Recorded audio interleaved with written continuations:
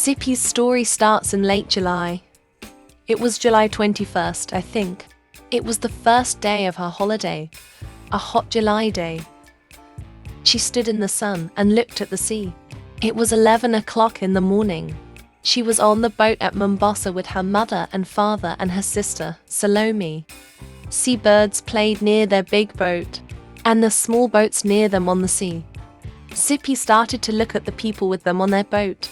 They all watched the seabirds and talked and laughed. They were all happy on the first day of their holiday too. And suddenly there he was. This tall, quiet boy in a blue and white shirt. He was really good looking. She always remembers the first time she saw him. He didn't see her then. He was with some friends.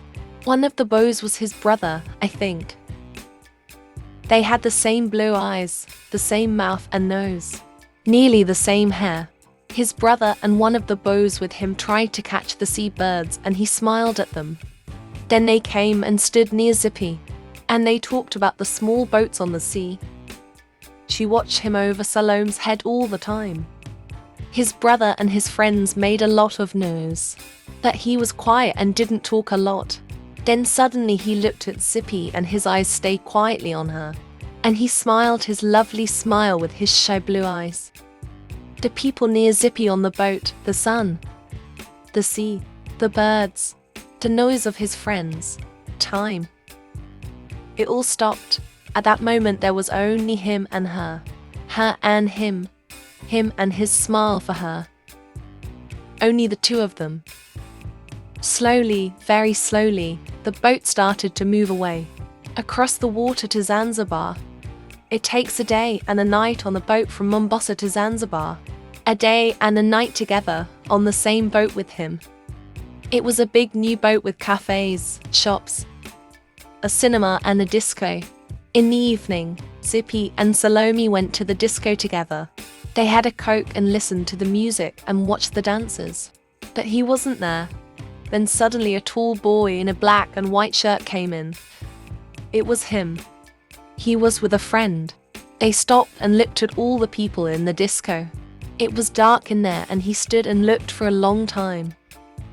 Then he saw Zippy and he smiled, a big, friendly smile. Zippy wanted to stand up and sing and dance with him. He came across the room and stopped near their table.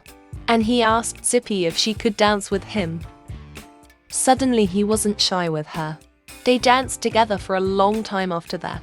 But then Zippy looked up, and there was a second tall boy in a blue and white shirt at the door of the disco, with the same eyes and the same mouth and nearly the same hair.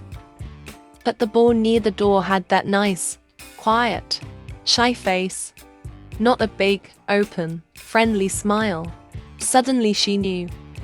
This was his brother with her on the dance floor. Not him. Zippy was with the wrong brother. He stood for a moment near the door and watched her and his brother on the dance floor with sad eyes. She wanted to run to him, to take his sad face in her hands and say sorry. He looked at Zippy, then he went out quickly. Zippy stopped dancing, walked back to her table and sat down. His brother started to dance with Salome. Zippy didn't sleep that night. She thought about him all the time and listened to the noises of the boat and the sea. In the morning, she went to the cafe at 8 o'clock and waited there with her sister for a long time. She wanted to say sorry to him. She had 4 cups of coffee, and she doesn't really like coffee, but he didn't come. Where was he? Where was he? At 11 o'clock they arrived in Dar es Salaam. Zippy wanted to stop the boat. She wanted to stop the holiday. She wanted to go back to Mombasa. She only wanted to see him again, to talk to him, to ask his name. But he wasn't there.